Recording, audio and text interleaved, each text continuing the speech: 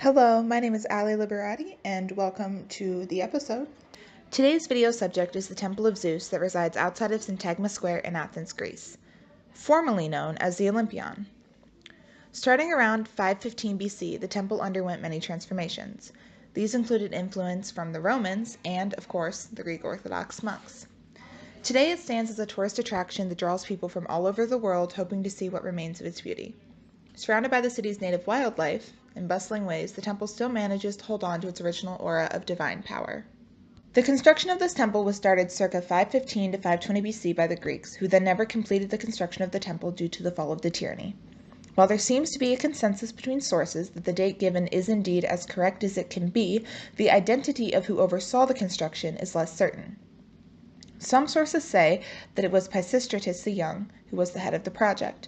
Others argue it was his sons, Hippias and Hipparchus, and that the construction ended with not only the fall of the tyranny, but also the expulsion of Hippias in 510 BC. Building of the Temple of Zeus was then restarted circa 174 BC by Antiochus IV Epiphanes, a Seleucid king. Antiochus claimed to be the mortal embodiment of Zeus and hired a Roman architect by the name of Decimus Casutius to finish construction. Over the next centuries, the temple was consistently looted for building material to apply to the city and other architectural structures.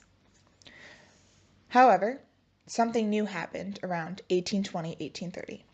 A pillar monk built a small structure atop one of the pillars of the temple so that he could be closer to God. The structure was later removed circa 1860. This is believed to be due to the fact that the new Greek state was cleansing themselves of both Muslim and Christian structures and ideals. An interesting fact regarding this structure is that most people did not even know it existed. After a certain period in the 1800s, as a picture that included the structure was later airbrushed to exclude it. The original photographer was Demetrius Constantinou, and it was his apprentice, Constantinos Athanasiou, who edited the photo to exclude the structure. If you look in the description below, you will find a link to a web article that provides both pictures side by side. The final event I'm going to talk about is the storm of 1852. During the storm, what presumably was a bolt of lightning or some very strong wind, hit and knocked down one of the few remaining pillars of the temple. The elegance with which it fell is still today represented, as the column has not moved or been moved since.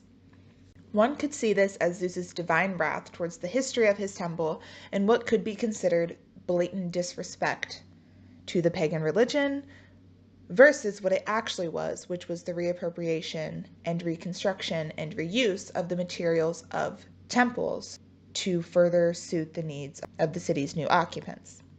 Regardless of whether or not this was Zeus's divine wrath, I hope you've learned that not all is as it seems when it comes to ancient ruins and their stories.